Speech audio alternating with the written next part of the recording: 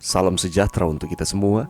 Pelajaran Sekolah Sahabat dengan tema utama Surat Efesus, pelajaran ketiga, Kuasa Yesus yang ditinggikan. Kamis 13 Juli. Yesus segala sesuatu dan jemaatnya. Orang Kristen mula-mula melihat dalam Mazmur 110 ayat 1 sebuah nubuatan tentang peninggian Yesus. Demikianlah firman Tuhan kepada Tuanku, duduklah di sebelah kananku, sampai kubuat musuh-musuhmu menjadi tumpuan kakimu. Mereka membaca Mazmur 8 dengan cara yang sama, dengan penegasan bahwa Allah telah meletakkan segala sesuatu di bawah kakinya, kaki anak manusia. Sementara mereka percaya bahwa kuasa kegelapan di atas kepala mereka dan mengancam akan menaklukkan mereka. Mereka memegang kebenaran bahwa kuasa-kuasa itu ada di bawah kaki Kristus.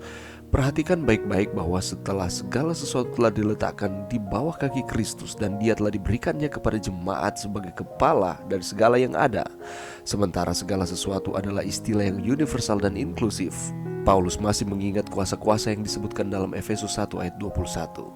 Semua hal, alam semesta, gaib, termasuk kekuatan iblis, berada di bawah kaki Kristus tunduk kepadanya. Apakah manfaat-manfaat Kristus yang ditinggikan ke tahta alam semesta dan kekuasaannya atas segala sesuatu di surga dan di bumi bagi gerejanya? Allah telah membuat Kristus menang atas semua kuasa jahat. Gereja yang disamakan secara erat dengan Kristus dan diperlengkapi olehnya dengan segala kebutuhannya, dengan sendirinya menjamin kemenangan atas musuh-musuh itu. Kuasa Allah yang diperlihatkan dalam kebangkitan dan kemuliaannya atas setiap kuasa di alam semesta telah digerakkan bagi gereja. Allah telah memberikan Kristus yang telah menang kepada gereja yang bersatu dengan dia sehingga disebut tubuhnya. Bagaimanakah kita orang percaya dapat mengenal Kristus yang dimuliakan dan mengalami kuasa Tuhan dalam hidup kita? Paulus tidak secara langsung memahami mekanisme atau strategi apapun yang menyebabkan hal ini terjadi. Namun, fakta bahwa pasal itu adalah bagian dari laporan doa adalah bersifat sugestif. Paulus percaya bahwa Tuhan akan menjawab doanya. Dia menegaskan kemanjuran memuliakan kuasa Allah dinyatakan dalam Kristus, di hadirat Allah sendiri, dan memintanya untuk giat dalam kehidupan orang percaya. Apakah pengalaman Anda sendiri dengan kuasa doa? Artinya, bukan hanya doa yang dijawab, tetapi doa secara umum. Dan bagaimanakah doa mendekatkan kita kepada Allah dan kuasa yang ditawarkan kepada kita di dalam Yesus?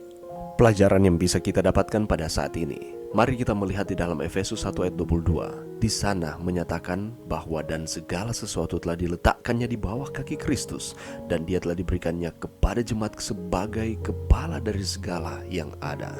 Saudaraku, tubuh kita memiliki keterkaitan satu dengan yang lainnya, dan semua yang terjadi dan dilakukan oleh anggota tubuh bersumber dari satu perintah, yaitu kepala. Jika kita baca konteks dalam Efesus 1:18-21, kita akan melihat bagaimana kuasa dan kemuliaan dalam panggilan Kristus. Namun panggilan sebagai apa? Mari kita perhatikan ayatnya yang ke-22. Di sana mengatakan bahwa segala sesuatu telah diletakkan di bawah kaki Kristus. Artinya hanya di bawah kaki Kristuslah penyakit kita disembuhkan, ekonomi kita terjamin, pekerjaan kita, keluarga kita, atau harapan-harapan kita menjadi kenyataan di dalam Yesus Kristus. Lalu firman tersebut menyatakan bahwa Kristus yang telah menaklukkan semuanya itu telah menjadi kepala dari jemaat, yaitu saudara dan saya, umat-umatnya yang setia kepadanya. Jadi panggilan Tuhan itu bukan hanya untuk supaya kita dapat bertobat dari setiap perbuatan-perbuatan kita. Itu adalah salah satu bagian. Tetapi setelah itu, setelah kita menjadi anak-anaknya, kita menjadi bagian dalam gerejanya.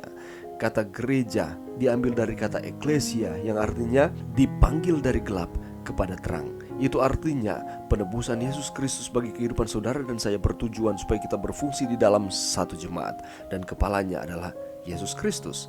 Saling membangun, saling membantu, saling memperhatikan, saling menasihati, dan saling mengasihi satu dengan yang lain di dalam jemaat.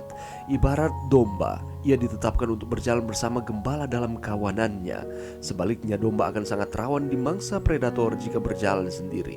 Demikianlah ada damai sejahtera, ada rasa sukacita, ada rasa aman ketika kita ada di dalam suatu jemaat Allah. Ada damai sejahtera yang melimpah dan saling menaikkan syukur, karena untuk itulah kita telah dipanggil di dalam Kolose pasalnya yang ketiga ayat 15. Jangan kita pernah melupakan bahwa segala sesuatu telah ditaklukkan bagi Kristus. Dan ketika kita ada di dalam jemaat yang adalah tubuhnya, pada saat itulah segala sesuatu diletakkan di bawah kaki kita, umat-umatnya. Sebagaimana Yesus telah mengalahkan setiap kuasa-kuasa jahat di dunia ini, demikian pula dengan kita diberikan hak istimewa sebagai anak-anaknya untuk menang terhadap kuasa-kuasa kejahatan yang ada di dunia ini. Allah telah membuat Kristus menang atas semua kuasa jahat. Gereja yang disamakan secara erat dengan Kristus dan diperlengkapi olehnya dengan segala kebutuhannya, dengan sendirinya menjamin kemenangan atas musuh-musuh itu. Kuasa Allah yang diperlihatkan dalam kebangkitan dan kemuliaannya atas setiap kuasa di alam semesta telah digerakkan bagi gereja, bagi umat-umatnya. Allah telah memberikan Kristus yang telah menang kepada gereja, yang bersatu dengan Dia sehingga disebut tubuhnya. Kita bersyukur karena kita memiliki Yesus Kristus yang sangat memperhatikan kita. Dia memiliki kuasa yang besar dan tak tertandingi di alam semesta ini. Dia mampu mengalahkan kuasa-kuasa jahat. Demikian pula kita adalah umat-umatnya, pengikut Kristus. Kita akan dimampukan Tuhan untuk menang dari setiap godaan-godaan ataupun kuasa-kuasa kejahatan yang ada di dunia ini. Mari kita terus setia kepada Tuhan di dalam setiap kehidupan kita. Mari berdoa. Terima kasih Tuhan atas firman-Mu pada saat ini. Bantu kami Tuhan untuk kami terus ada di dalam Kristus, sehingga kami dapat mengalahkan setiap godaan-godaan yang datang di dalam kehidupan kami oleh karena Yesus. Ini doa kami Tuhan di dalam nama Yesus. Amin.